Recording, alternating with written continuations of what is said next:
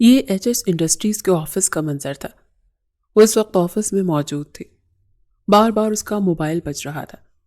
اس نے پریشان ہو کر آس پاس دیکھا، سارے امپلائیز اس کی وجہ سے ڈسٹرب ہو رہے تھے۔ تھک ہار کر وہ موبائل اٹھاتی ہوئی راہداری کی طرف چلی گئی۔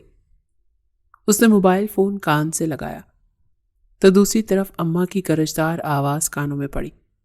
زارا، تمہیں کتنی بار کہا تھا کہ آج جلدی گھر آ جانا؟ وہ لوگ تمہیں دیکھنے کے لیے آ رہے ہیں، اب تک آئی نہیں ہو؟ اماں کی آواز میں دبا دبا غصہ تھا۔ یہ سن کر زارا کے چہرے کے سارے رنگ غائب ہوئے، آنکھوں میں ویرانی اور اداسی سمائی۔ اماں، آخر ضرورت ہی کیا ہے یہ سب کرنے کی؟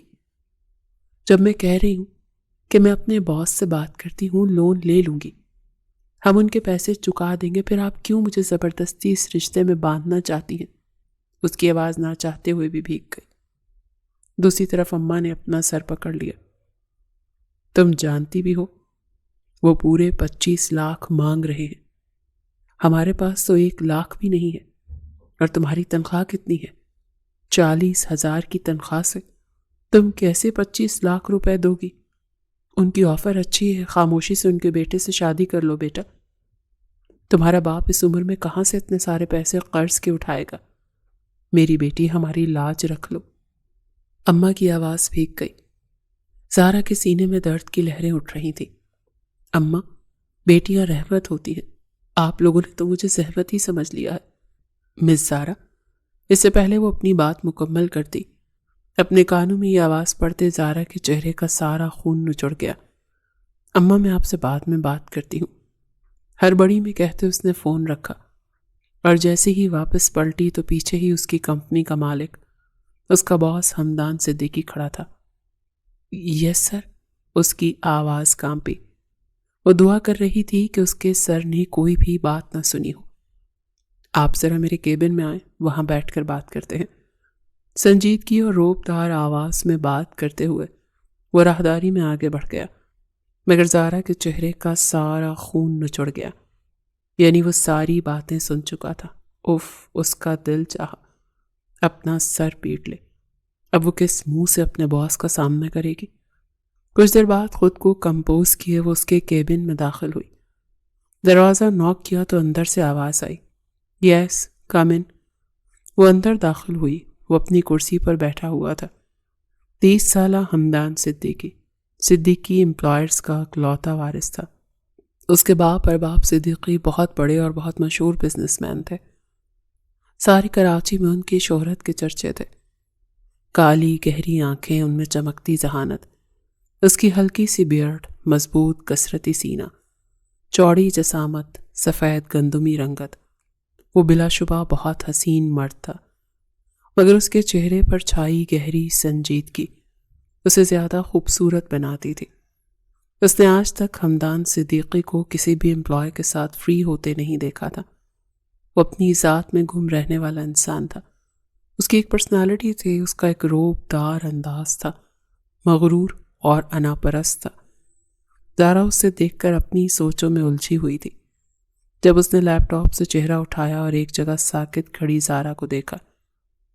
بیٹھے مس زارا، اس نے ہاتھ سے میز کے اس پار کرسی کی طرف اشارہ کیا۔ زارا، اس کی آواز اسے ہوش میں آئی، پھر آگے بڑھی اور کرسی پر بیٹھ گئی، اور دل ہی دل میں دعا کر رہی تھی کہ اس نے کوئی اور ہی بات کرنی ہو، لیکن حمدان صدیقی کے لبوں سے نکلتے ہوئے الفاظ زارا کے چہرے کا سارا خون نچوڑ گئے تھے۔ اصل میں آپ کی ساری بات سن چکا ہوں، اور زارا کا دل چاہا زمین پھٹے اور وہ اس میں سما جائے۔ کیا آپ بتانا پسند کریں گی کہ آپ کو کتنا لون چاہیے؟ وہ نرمی مگر شائستگی سے بات کر رہا تھا۔ اس کا انداز دو ٹوک تھا، لہجے میں ٹھہراؤ تھا۔ بے شک اس کی پرسنالٹی شاندار تھی، لیکن زارا بھی کسی حسینہ سے کم نہیں تھی۔ 25 سالہ زارا عباس، گہری بھوری آنکھوں والی۔ اس کا تھوڑا سا رنگ سانولا تھا، مگر وہ بہت خوبصورت تھی۔ اس کے چہرے پر پرکشش تھی، جو اس کے سانولے ہونے کی وجہ سے ہی اس خوبصورت بناتی تھی۔ سر، رقم بڑی ہے، اس لیے کمپنی لون نہیں دے سکے گی، اس نے شکستگی سے یہ کہا۔ حمدان صدیقی اسے ہی دیکھ رہا تھا۔ اور اس کے دماغ میں نہ جانے کیا کیا سوچیں آ رہی تھیں۔ دیکھیں مس زارا، آپ اس کمپنی کے امپلائی ہیں، کوئی مسئلہ ہے تو آپ مجھ سے شیئر کر سکتی ہیں، ساری بات کھل کر بتائیں، میں آپ کے مسئلے کو سالو کرنے کی پوری کوشش کروں گا۔ اس نے اس بار دوستانہ لہجے میں الفاظ ادا کیے۔ بے ساختہ زارا کا دل چاہا ساری بات بتا دے، کیا پتہ اس کا مسئلہ حل ہو جائے اور اسے زبردستی شادی بھی نہ کرنی پڑے۔ سر، وہ ایکچولی میرے ابا ایک جولری شاپ پر کام کرتے تھے، 2 ماہ پہلے اس شاپ کو ڈاکو نے لوٹ لیا، ان کا 25 لاکھ کا نقصان ہوا ہے۔ اس وقت میرے ابا وہاں سیکیورٹی گارڈ کے طور پر کھڑے تھے۔ اب اس دکاندار کے مالک کا کہنا ہے کہ میرے ابا نے اپنی نوکری ایمانداری سے نہیں کی، ان کے ہوتے ہوئے دکان میں لٹیرے کیسے آ گئے۔ وہ 25 لاکھ میرے ابا سے مانگ رہے ہیں۔ ہم غریب لوگ ہیں، اتنے پیسے میرے ابا کے پاس نہیں ہیں۔ یہ سب بتاتے ہوئے کب اس کی آنکھیں بھیگی اسے احساس نہ ہوا۔ جیولری کی دکان کی کوئی انشورنس بھی تو ہوگی نا، مالک دکان اس طرح کیسے ان سے یہ ہرجانہ وصول کر سکتا ہے؟ ہمدان صدیقی نے حیران ہوتے ہوئے سوال پوچھا۔ جی سر، میں نے بھی یہی کہا تھا، مگر دکان کے مالک کا یہ کہنا ہے کہ اس کا انشورنس کلیم نہیں ہو رہا۔ ہمدان ساری سازش پکڑ چکا تھا۔ 25 لاکھ نہ دینے کی صورت میں وہ کیا ڈیمانڈ کر رہے ہیں؟ اس سوال پر زارا کو مزید رونا آیا۔ سر، وہ چاہتے ہیں کہ میرا رشتہ ان کے بیٹے سے ہو جائے۔ ان کا بیٹا 40 سالہ 2 بچوں کا باپ ہے، جس کی بیوی مر چکی ہے۔ یہ بتاتے ہوئے گیلی لکڑی تھی جو حلق کے اندر تک چٹک پڑی۔ زارا کے لہجے میں تکلیف تھی جو ہمدان صدیقی محسوس کر سکتا تھا۔ اور آپ کے پیرنٹس نے کیا فیصلہ کیا؟ انہوں نے کیا فیصلہ کرنا ہے؟ سر، بیٹیاں ماں باپ کا بوجھ ہلکا کرنے کے لیے ہی تو پیدا ہوتی ہیں۔ اس نے پہلی بار اپنا چہرہ اٹھا کر ہمدان صدیقی کی آنکھوں میں دیکھا اور اسے پہلی بار ان آنکھوں میں خود کے لیے ہمدردی نظر آئی۔ اور آپ کیا چاہتی ہیں؟ وہ پرسکون تھا، ایک کے بعد ایک سوال کر رہا تھا۔ کسی نے مجھ سے پوچھا ہی نہیں کہ میں کیا چاہتی ہوں۔ تو مسئلہ صرف 25 لاکھ دینے کا ہے۔ زارا نے اس بات میں سر ہلایا اور ہمدان صدیقی کا دماغ تانے بانے بن چکا تھا۔ ٹھیک ہے، میں آپ کی ہیلپ کر سکتا ہوں، آپ کو 25 کے بجائے 30 لاکھ دوں گا، لیکن میری ایک شرط ہے۔ اور زارا نے بے حد بے یقینی اور پھٹی پھٹی نگاہوں کے ساتھ ہمدان صدیقی کو دیکھا۔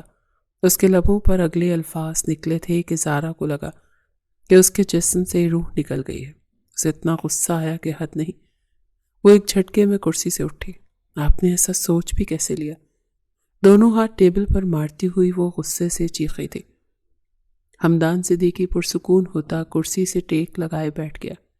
ریلیکس مس زارا، میں صرف آپ کو ایک درمیانی حل بتا رہا ہوں۔ آپ کو پیسے چاہیے؟ مجھے اپنی ماں کی ڈیمانڈ سے کچھ عرصے کے لیے جان چھڑوانی ہے۔ یہ بہت سمپل ہے، اس طرح آپ کو شادی نہیں کرنی پڑے گی۔ لیکن زارا کو اس کی کوئی بات بھی سمجھ نہیں آ رہی تھی۔ اسے تو بس غصہ آ رہا تھا۔ آپ نے ایسا سوچ بھی کیسے لیا؟ کیا میں کوئی کھلونا ہوں؟ وہ زخمی شیرنی کی مانند غرائی۔ ہمدان صدیقی نے ٹیبل پر بڑا پانی کا گلاس اٹھایا اور اس کی طرف بڑھایا۔ ریلیکس، پہلے بیٹھے اور میری پوری بات سنیں۔ زارا بھی کچھ ضبط کرتی بیٹھ گئی۔ میں صرف ایک کانٹریکٹ میرج کی بات کر رہا ہوں۔ آپ کو صرف کاغذی طور پر میری بیوی بننا ہے۔ پچھلے 2 ماہ سے میری ماما میری شادی کے پیچھے پڑی ہیں اور مجھے اپنے سرکل میں ایک سے بڑھ کر ایک لڑکی دکھا رہی ہیں، مگر مجھے کوئی پسند نہیں آ رہی۔ آپ جانتی ہیں امیر لڑکیاں کیسی ہوتی ہیں، ایک وقت میں ان کے 4 بوائے فرینڈز ہوتے ہیں، ان میں حیا بھی نہیں ہوتی، سو اس لیے میں ان سے شادی نہیں کرنا چاہتا، مگر فی الحال اپنی ماں کو منع بھی نہیں کر سکتا۔ اسی لیے مجھے بہتر لگا کہ میں اپنی پسند کی لڑکی ان کے سامنے جا کر کھڑی کر دوں اور کہہ دوں کہ میں شادی کر چکا ہوں، تو وہ شادی کی ضد بھی چھوڑ دیں گی اور ان کا دل بھی نہیں ٹوٹے گا۔ میرے لیے میری ماں بہت اہم ہے، اسی لیے میں آپ کی مدد کروں گا، بدلے میں آپ صرف کچھ عرصے کے لیے یہ شادی کر لیں۔ اس طرح آپ کے والد کا لون بھی اتر جائے گا اور آپ کی شادی بھی اس 40 سالہ 2 بچوں کے باپ سے نہیں ہوگی۔ ہمدان صدیقی نے اسے کانٹریکٹ میرج کی تمام باریک بینیوں سے آگاہ کیا۔ کتنی ہی دیر زارا سوچتی رہ گئی، اور میں اپنے والدین کو کیا کہوں گی؟ آپ فکر مت کریں، ان سے میں خود بات کر لوں گا۔ زارا کا دل مطمئن نہیں ہو سکا، مگر پھر بھی وہ سر ہلاتی ہوئی کیبن سے باہر نکل آئی۔ دوپہر سے شام ہوئی اور وہ جیسے ہی آفس سے باہر نکلی تو ہمدان صدیقی کی گاڑی اس کے پاس آ کر رکی۔ اس نے گاڑی کا شیشہ نیچے کیا. بیٹھ جائیں مس زارا. آج ہی آپ کے والدین سے بات کرتے ہیں. میں آپ کو ڈراپ کر دوں گا اور بات بھی کراؤں گا. زارا کو نہ جانے کیوں یہ سب ٹھیک نہیں لگ رہا تھا، مگر پھر بھی وہ بیٹھ گئی. اس کے ساتھ زارا کے گھر آیا. وہ انتہائی مڈل کلاس ایریا میں رہتی تھی. یہاں کی گلیاں بہت تنگ تھیں. شاید ہمدان صدیقی زندگی میں پہلی بار اس طرح کی تنگ گلیوں میں آیا تھا. وہ دونوں آگے پیچھے گھر میں داخل ہوئے. اس کے ماں باپ زارا کے باس کو اپنے گھر میں دیکھ کر کچھ حیران رہ گئے. انکل، میں سیدھی اور صاف بات کرنے کے لیے آیا ہوں. زارا مجھے اپنا سارا مسئلہ بتا چکی ہے. آپ کا باس جہاں آپ کام کرتے ہیں ان کا نقصان تو کوئی بھی انشورنس کمپنی والے پورا کر چکے ہوں گے، لیکن شاید وہ جان بوجھ کر آپ کی بیٹی کا فائدہ اٹھانا چاہ رہے ہیں. اسی لیے وہ 25 لاکھ کا بہانہ کر کے آپ کی بیٹی کا ہاتھ مانگنا چاہتے ہیں. اسی لیے بہتر ہے کہ آپ اپنی بیٹی کی شادی وہاں نہ کریں. میں نے ان کے بارے میں کچھ انفارمیشن نکلوائی ہیں. وہ اچھے لوگ نہیں ہیں.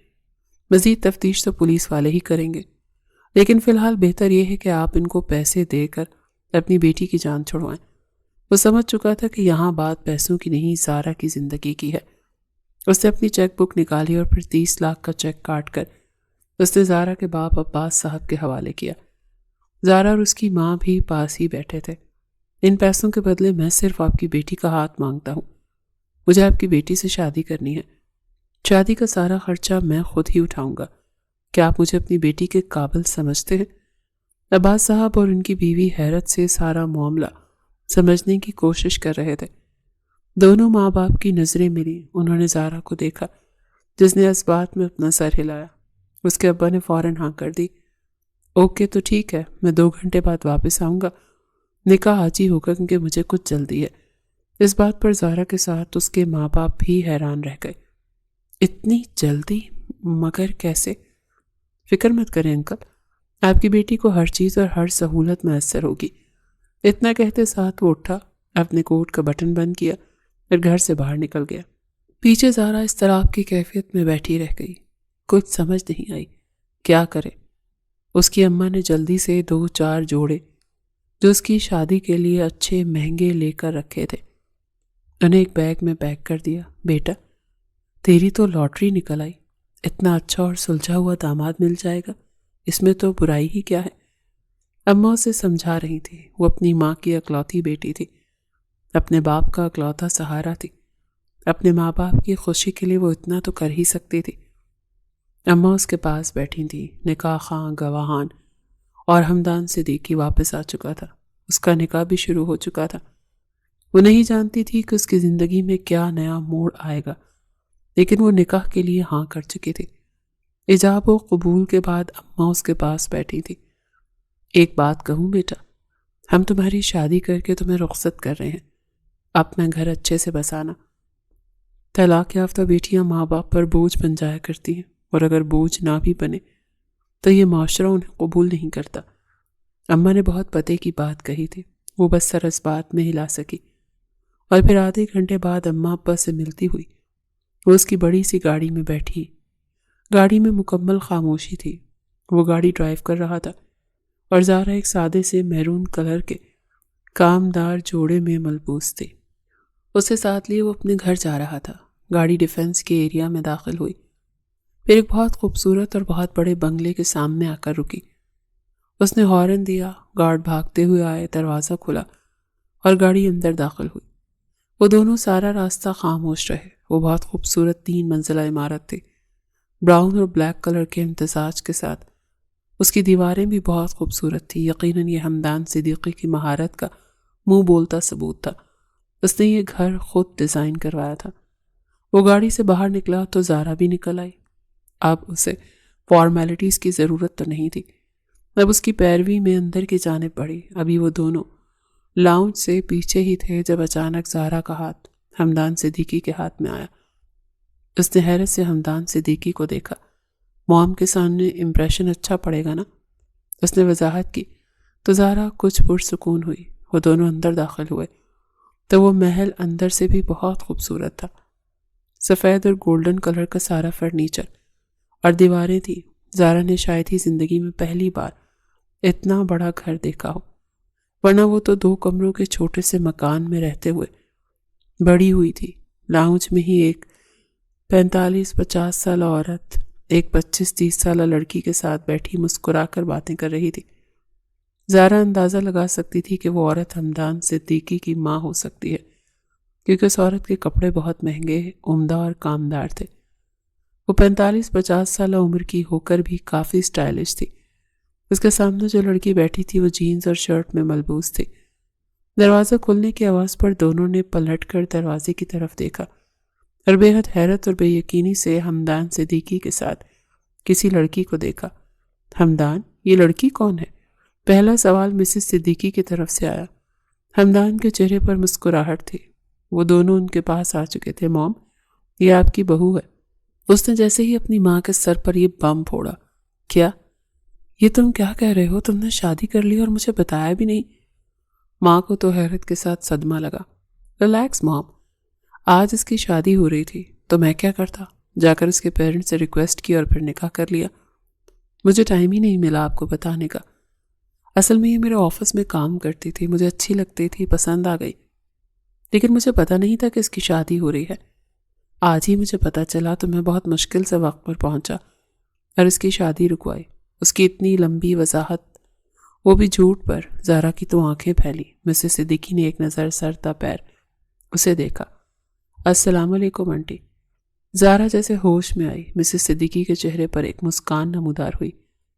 شاید انہیں زارا کا انداز پسند آیا تھا۔ اچھا، اب شادی کر ہی آئے ہو تو کیا ہو سکتا ہے، جاؤ پھر اپنی بیوی کو کمرے میں لے کر جاؤ، میں کھانا بھجواتی ہوں۔ اس کی ماں تو پرسکون ہو گئی، مگر جو لڑکی پاس کھڑی تھی اس نے سلگتی ہوئی نگاہوں سے زارا کو سر تا پیر جائزہ لیا۔ او حمدان، کم سے کم اپنی بیوی تو جوڑ کے ڈھونڈ لیتے۔ یہ کوئی مکان نہیں ہے جس میں تم بھورے اور کالے رنگ کو پسند کرو۔ اس نے کافی طنزیہ اور حقارت بھرے لہجے میں کہا کہ زارا کے چہرے پر شرمندگی ابھری۔ اب وہ اس کے رنگ کی وجہ سے اسے تانا مار رہی تھی۔ حمدان کی مسکراہٹ بھی سمٹ گئی۔ او صوفی، تو محبت کو جانتی ہی کہاں ہو؟ محبت تو گہرے بھورے اور کالے رنگ سے ہو جاتی ہے۔ محبت ایک احساس کا نام ہے، رنگوں کا نام نہیں۔ تم نہیں سمجھو گی محبت کیا ہوتی ہے۔ یہ رنگ، روپ، چال، ڈھال، یہ سب نہیں دیکھتی۔ یہ بس کبھی بھی کسی سے بھی ہو جاتی ہے۔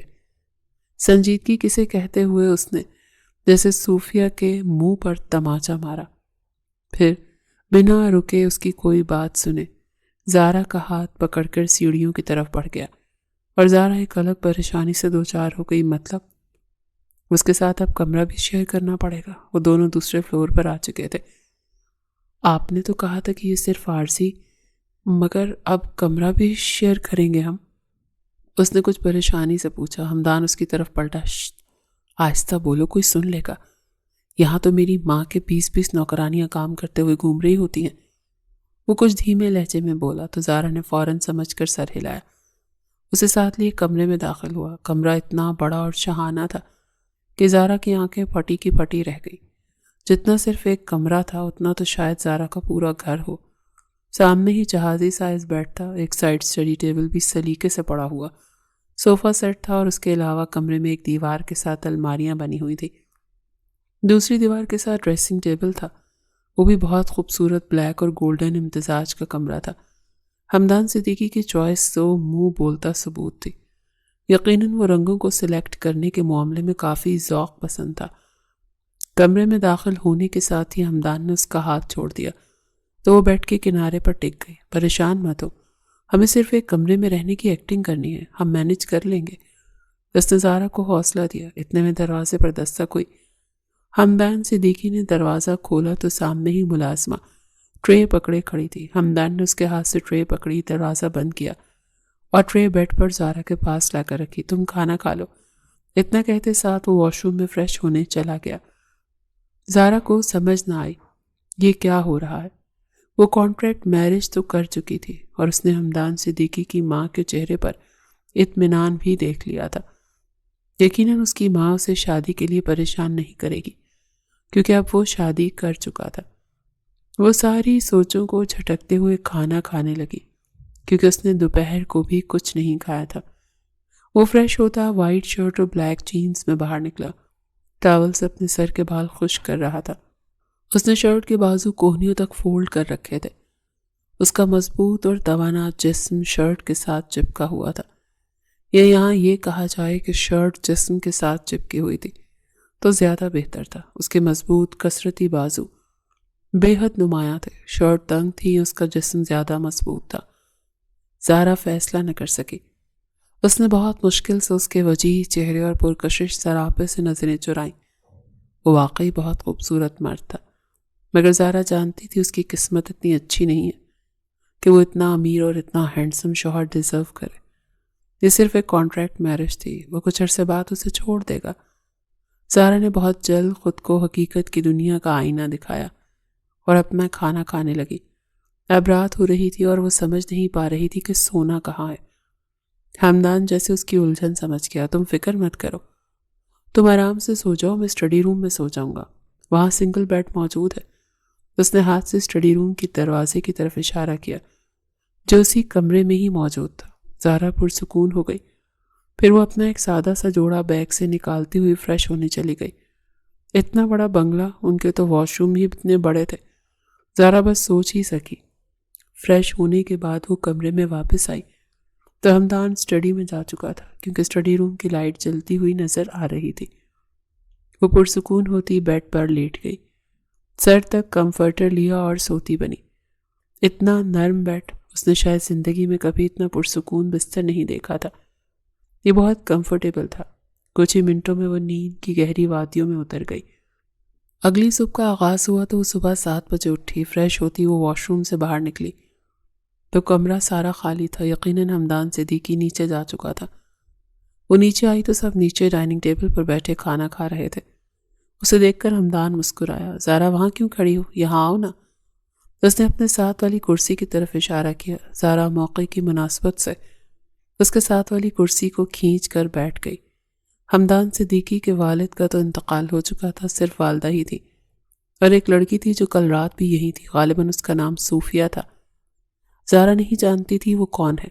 خالہ، آپ کے بیٹے نے شادی کر لی اور آپ کو بھی انوائٹ نہیں کیا۔ کم سے کم آپ کو تو انوائٹ کرنا چاہیے تھا نا، یہ تو ناانصافی ہے۔ یہ صوفیہ کی آواز تھی۔ یقیناً وہ ہمدان صدیقی کی خالہ زاد تھی۔ فکر مت کرو، ولیمہ کروں گا اور پھر سب کو انوائٹ کروں گا۔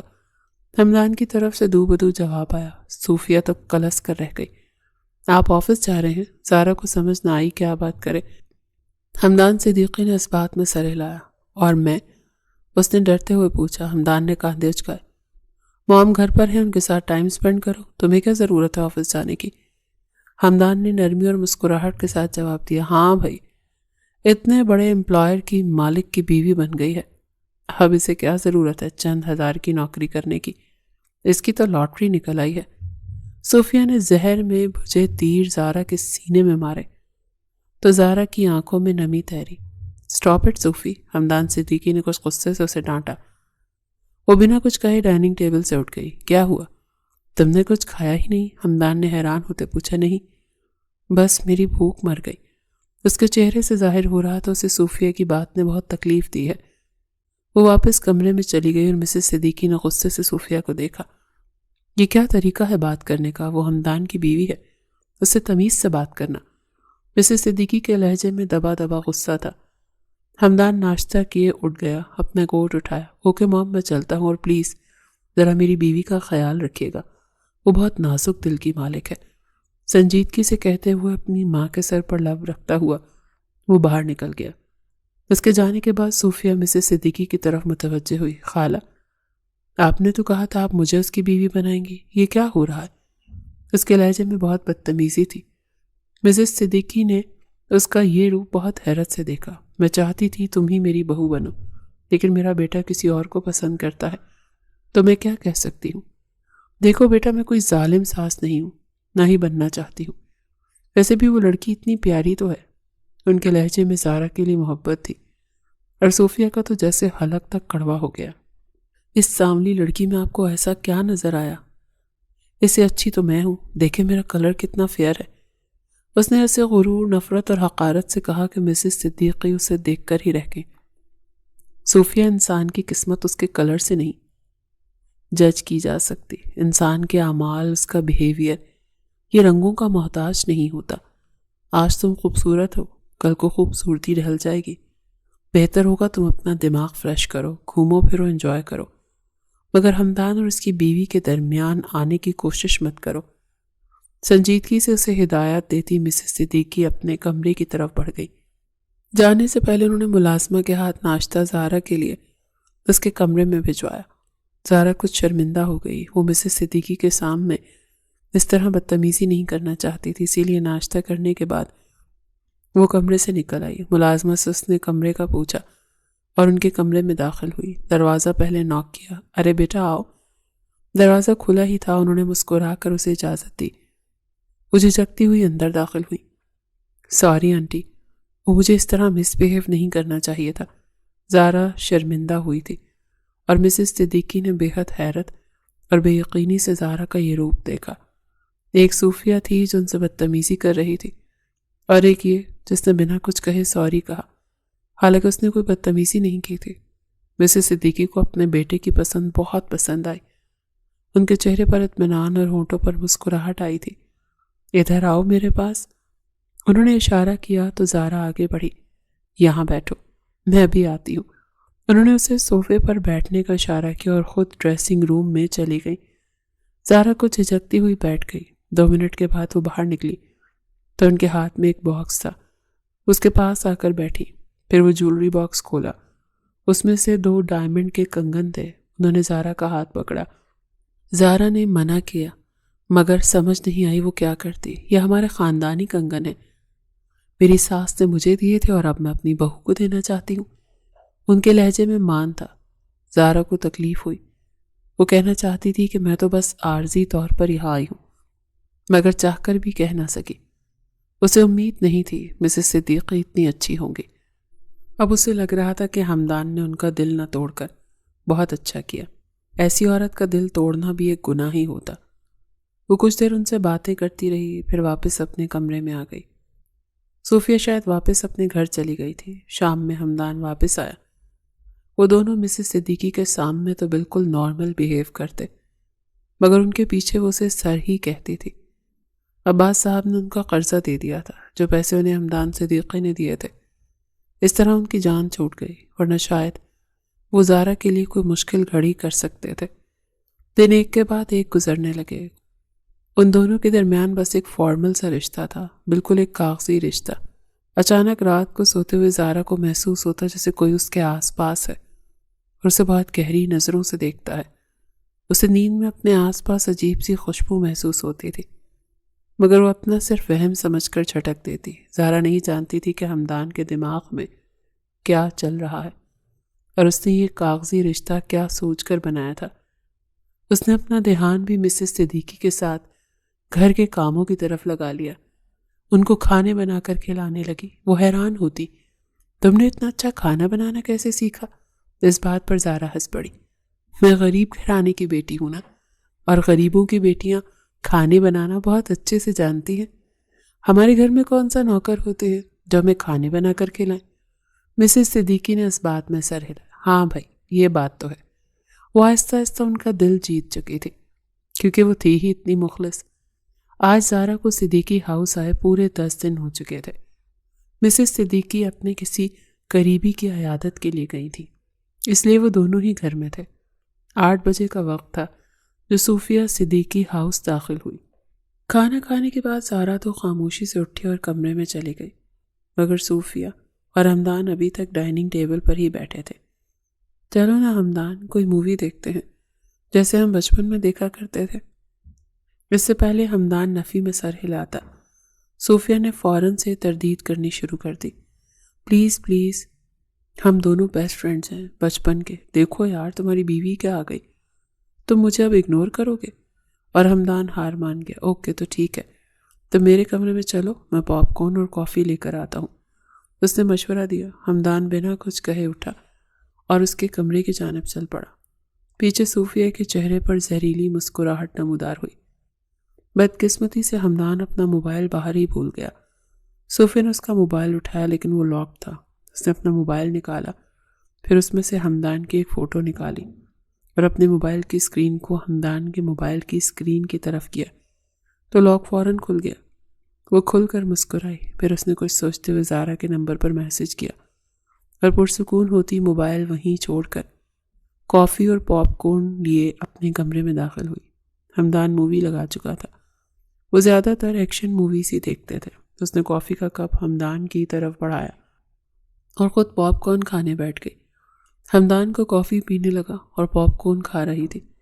کنکھیوں سے وہ ہمدان کے چہرے کے تاثرات نوٹ کر رہی تھی۔ ابھی مووی آدھی بھی نہیں ہوئی تھی جب ہمدان کا سر چکرانے لگا۔ اس نے نامحسوس انداز میں اپنی شرٹ کے بٹن کھولے اور اسے اچانک ہی گھٹن ہونے لگی۔ صوفیہ اس کے قریب ہوئی۔ Hamdan, are you okay? Hamdan اپنے سینے کو مسل رہا تھا۔ پتہ نہیں، میرا بہت دم گھٹ رہا ہے۔ اسے سانس لینے میں بھی تکلیف ہو رہی تھی۔ ریلیکس، تم ٹھیک ہو جاؤ گے، دیکھو میں تمہارے پاس ہوں۔ اس نے اپنے دونوں ہاتھ ہمدان کے گالوں پر رکھے اور اسے اپنی طرف متوجہ کرنے کی کوشش کی، اور اوپر کمرے میں بیٹھی زارا نے بے حد حیرت سے ہمدان کی طرف سے موصول ہوا میسج دیکھا۔ میں آج رات صوفیہ کے ساتھ رہوں گا۔ اسے اتنے عجیب میسج پر حیرت ہوئی۔ دماغ میں عجیب سی سوچیں چل رہی تھی۔ کیا ہمدان بھی دوسرے مردوں کی طرح نکلا؟ اس کا دل بھی گھبرانے لگا، نہ جانے کیوں اسے تکلیف ہو رہی تھی۔ ہمدان کون سا اس کا اپنا تھا؟ ایک نہ ایک دن تو اسے چھوڑنا ہی تھا، پھر یہ تکلیف کیوں ہو رہی تھی؟ زارا بے چینی سے کمرے میں چکر کاٹنے لگی۔ ہمدان کی آنکھیں سرخ ہو رہی تھی۔ اس نے غصے سے اپنے دونوں ہاتھوں سے صوفیہ کی کلائیاں پکڑی اور اپنا چہرہ پیچھے کیا۔ صوفیہ، ڈونٹ کراس یور لمٹس۔ وہ درستی سے چیخا تھا، مگر صوفیہ کو کوئی خاص فرق نہیں پڑا۔ ریلیکس، ہم فرینڈز ہیں، میں تمہارے ساتھ ہوں۔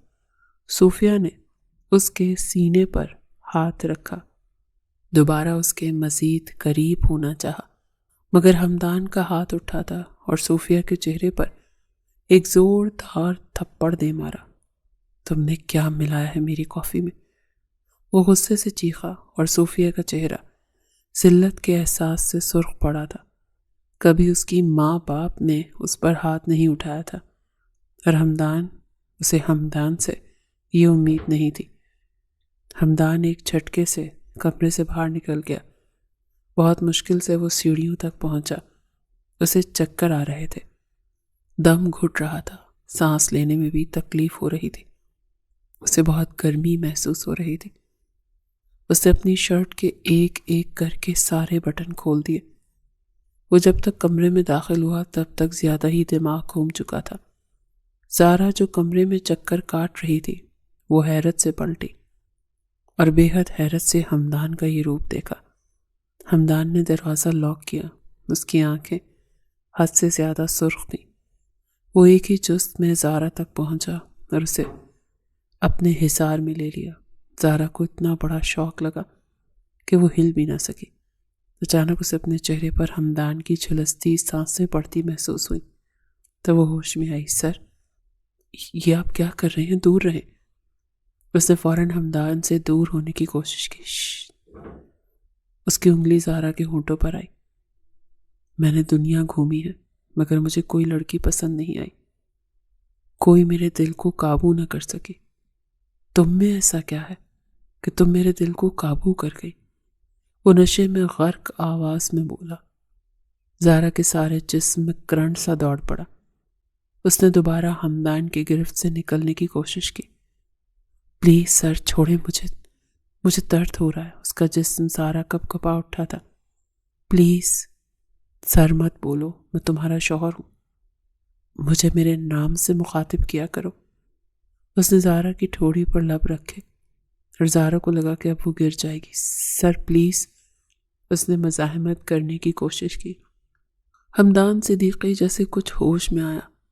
فوراً اس نے اپنی پکڑ زارا کے گر ڈھیلی کی۔ پتہ نہیں، میرا سر بہت چکرا رہا ہے، شاید اس صوفیہ کی بچی نے میری کافی میں کچھ ملا دیا ہے۔ اپنا سر پکڑے وہ زارا کو بتانے لگا اور زارا کی آنکھیں حیرت سے پوری کھل گئیں۔ 2 پل بعد دوبارہ ہمدان نے اسے مضبوطی سے پکڑا اور اپنے بے حد نزدیک کیا۔ مجھے بہت تکلیف ہو رہی ہے زارا، میرا یہ دل میرے اختیار میں نہیں رہا۔ تم کون سا جادو کرتی ہو؟ اس نے ایک ہاتھ زارا کے بالوں میں الجھایا اور دوسرا ہاتھ اس کی کمر کے گرد بہت مضبوطی سے باندھ رکھا تھا۔ زارا نے اس کے سینے پر ہاتھ رکھ کے خود کو دور کرنے کی کوشش کی۔ سر، آپ ہوش میں نہیں ہیں، پلیز ہوش میں آئیں۔ اب تو زارا کو رونا آنے لگا۔ یہ ہو کیا رہا تھا؟ ضرور صوفیہ نے کوئی سازش کرنی چاہی تھی۔ حمدان نے نفی میں سر ہلایا۔ تمہیں دیکھ کر میں ویسے ہی ہوش کھو دیتا ہوں۔ میں نہیں جانتا کب تم میرے دل میں بس گئی، مگر تم سے دور نہیں رہ سکتا۔ اس نے اپنا چہرہ زارا کے بالوں میں چھپایا۔ زارا کو تو ایک کے بعد ایک عجیب عجیب سے انکشافات پر ویسے ہی شوق لگ رہے تھے۔ سر پلیز، اس نے مزاحمت کی۔ حمدان کی آنکھوں میں اب سرخی ناقابل حد تک بڑھ گئی تھی۔ تمہیں کتنی بار کہا ہے مجھے سر مت کہو۔ اس بار وہ کچھ غصے سے چیخا اور اس کے چہرے پر جھکا۔ زارا کے تو 14 طبق روشن ہو گئے۔ اس کی سانسیں روک گیا تھا۔ بہت ہی مشکلوں سے زارا نے اس کے سینے پر دباؤ ڈال کر خود سے دور کیا۔ آپ بھول رہے ہیں، یہ صرف ایک کانٹریکٹ میرج ہے۔ ہم الگ ہو جائیں گے، پلیز یہ مت کریں۔ زارا نے منت کی تو حمدان صدیقی کے چہرے پر مسکراہٹ آئی۔ تمہیں کس نے کہا ہے کہ میں تمہیں چھوڑ دوں گا؟ اس کے دائیں گال پر لب رکھتے حمدان صدیقی نے سرگوشی کی اور زارا حیرتوں میں گھری۔ کیا مطلب؟ اس کی پھنسی پھنسی آواز نکلی۔ مطلب یہ، میں تمہیں کبھی نہیں چھوڑوں گا، تم ہمیشہ میرے ساتھ رہو گی۔ چائے کے بعد تم دوسری ہو جس کے سانولے رنگ سے عشق ہو گیا ہے۔ اس کے کان میں سرگوشی کر رہا تھا اور ساتھ ساتھ اس کے بالوں میں چہرہ چھپائے بس سانسیں بھر رہا تھا۔ سر آپ ہوش میں نہیں ہیں، پلیز ہوش میں آئیں۔ زارا نے اسے خود سے دور کرنے کی کوشش کی۔ شاید کوئی ڈرگ تھی جو صوفیہ نے کافی میں ملائی اور اب اس کا اثر بڑھتا جا رہا تھا۔ اچانک ہی حمدان کی آنکھوں میں وحشت سی ابھری اور وہ پوری شدت سے اس کے گلے پر جھکا اور زارا کے ہونٹوں سے سسکیاں نکل پڑیں۔ وہ اسے روکنے کی کوشش کرنے لگی۔ زارا، مجھے سکون چاہیے، میں تمہارے بغیر نہیں رہ سکتا۔ اس کی تکلیف میں ڈوبی آواز کانوں میں پڑی۔ زارا اسے روکنا چاہتی تھی مگر اب وہ نے پورے ہوش و حواس کھو چکا تھا۔ ڈھلتی رات کے ساتھ ان دونوں کے درمیان نزدیکیاں آتی گئیں۔ اگلی صبح کا آغاز ہو چکا تھا۔ وہ شیشے کے سامنے کھڑی اپنے بال سکھا رہی تھی اور حمدان شرٹ لیس اوندھے منہ بیڈ پر لیٹا سو رہا تھا۔ اچانک سے دروازے پر دستک ہوئی۔ زارا نے اپنے گلے میں دوپٹہ ڈالا اور دروازے تک آئی۔ دروازہ کھولا تو سامنے ہی صوفیہ کھڑی تھی۔ اسے دیکھ کر زارا کے جسم میں آگ لگ گئی۔ حمدان کہاں ہے؟ مجھے اس سے بات کرنی ہے۔ اس سے پہلے وہ اندر داخل ہوتی، زارا نے ایک ہاتھ دروازے کی دہلیز پر رکھا۔ وہ سو رہے ہیں، نکلو یہاں سے۔ کل رات کا سارا غصہ اس وقت صوفیہ پر نکال دینا چاہتی تھی۔ صوفیہ کی نظر جیسے ہی اس کے بالوں پر پڑی، جلن کی ایک لہر جسم میں دوڑی۔ تم ہوتی کون ہو مجھے روکنے والی؟ صوفیہ غصے سے چلائی۔ زارا کا دل تو چاہا کہ اس کا منہ توڑ دے مگر اس نے اپنے ہاتھ بہت مشکل سے قابو میں رکھے۔ میں مسز حمدان صدیقی ہوں۔ زارا نے ایک ایک لفظ چبا چبا کر ادا کیا۔ اس کے علاوہ اگر کوئی ثبوت چاہیے تو میرا حلیہ بتا رہا ہے۔ زارا سارے لحاظ توڑتی غصے سے چلائی تھی مگر آواز دھیمی تھی۔ صوفیہ کا چہرہ غصے سے سرخ ہونے لگا۔ تم جیسی عورتیں جن میں حیا نہیں ہوتی وہ کہیں کی نہیں رہتی۔ تمہیں شرم نہیں آتی ایک غیر محرم کو اپنی طرف راغب کرتے ہوئے؟ زارا کو تو اس لڑکی کی اتنی بے غیرتی نے تیش دلا دیا تھا۔ بنا کچھ کہے بنا کچھ سنے اس نے دروازہ صوفیہ کے منہ پر ٹھک سے بند کر دیا۔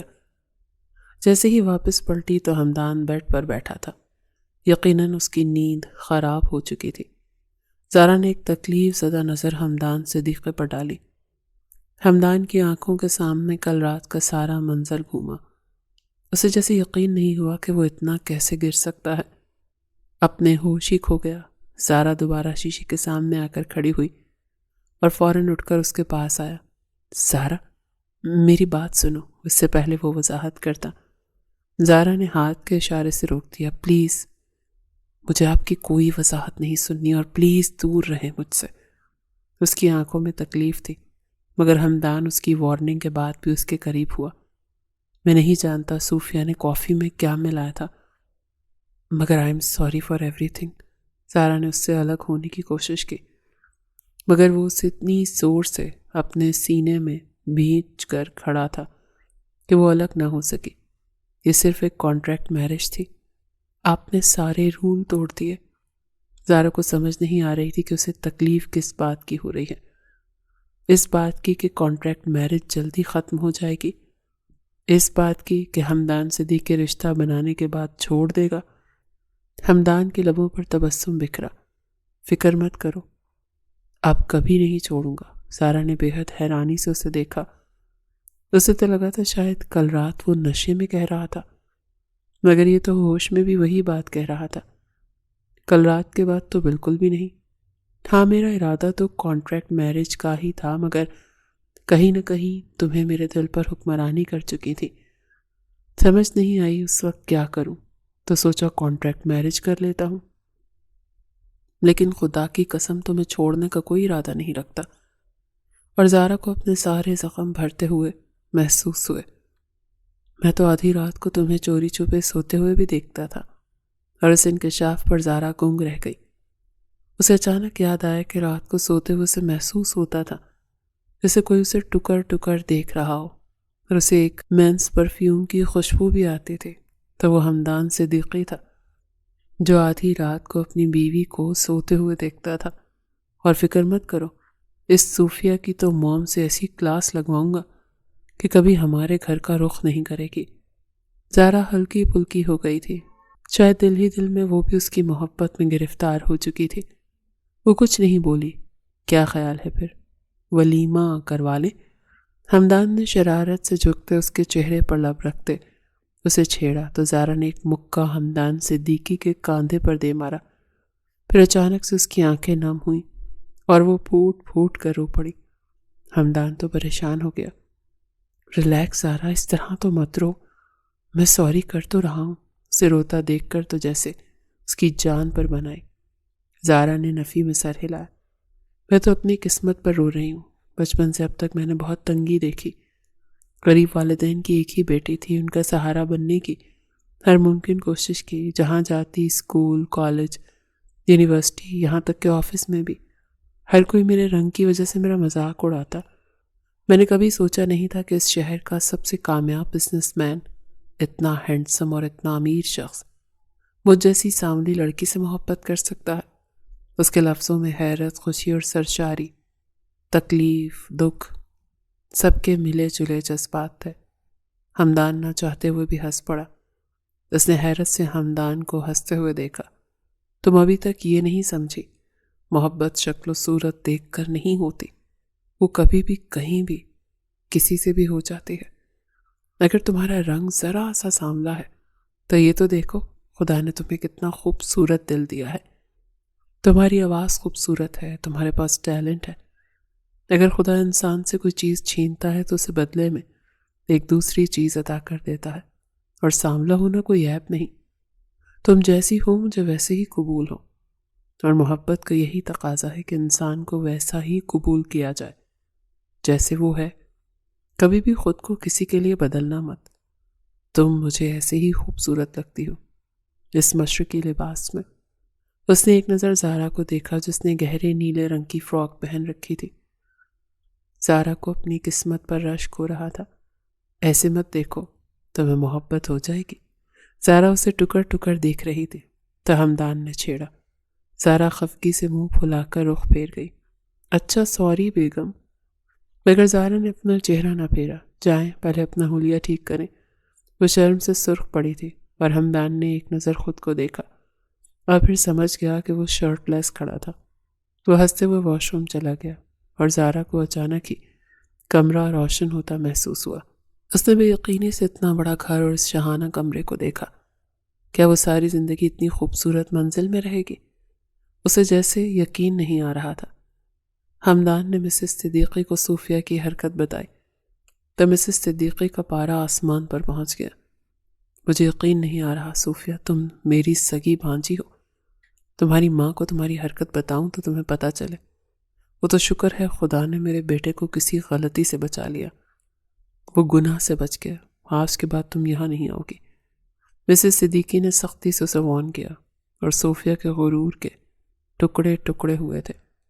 مسز صدیقی کے دل سے اترنے کا مطلب تھا ہمدان صدیقی تک جانے کے سارے راستے بند ہونے۔ صوفیہ نے منہ کی کھا لی تھی۔ اس کے بعد وہ کبھی صدیقی ہاؤس میں داخل نہیں ہوئی۔ اگلے ہفتے ہمدان اور زارا کے ولیمے کا فنکشن تھا۔